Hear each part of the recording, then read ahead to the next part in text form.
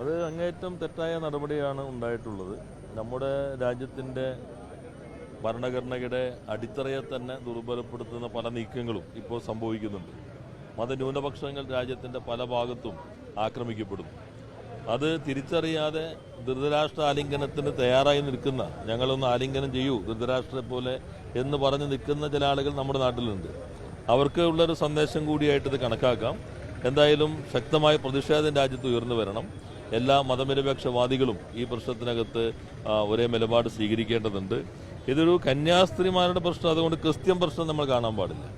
നേരത്തെ പൗരത്വ ഭേദഗതി നിയമം ഒരു മുസ്ലിം പ്രശ്നമല്ലാത്തതുപോലെ തന്നെ ക്രിസ്ത്യാനികളുടെ പ്രശ്നമാണ്, എന്നാൽ ക്രിസ്ത്യാനികളുടെ മാത്രം പ്രശ്നമല്ല.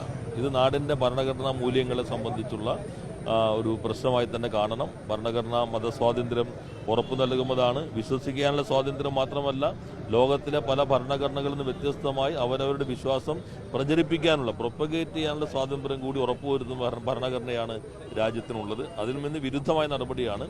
അതുകൊണ്ട് അടിയന്തരമായി ഇത് തിരുത്തുന്നതിന് വേണ്ടി അവിടെ സർക്കാർ തയ്യാറാകണം. ഞാനിന്ന് ഉച്ചയ്ക്ക് അവരുടെ കുടുംബാംഗങ്ങളെ സന്ദർശിക്കാൻ പോകുന്നുണ്ട്. സർക്കാരും ഇക്കാര്യത്തിൽ ശക്തമായിട്ടുള്ള നിലപാട് അവിടുത്തെ സംസ്ഥാന സർക്കാരിനെ അറിയിക്കുന്നതായിരിക്കും.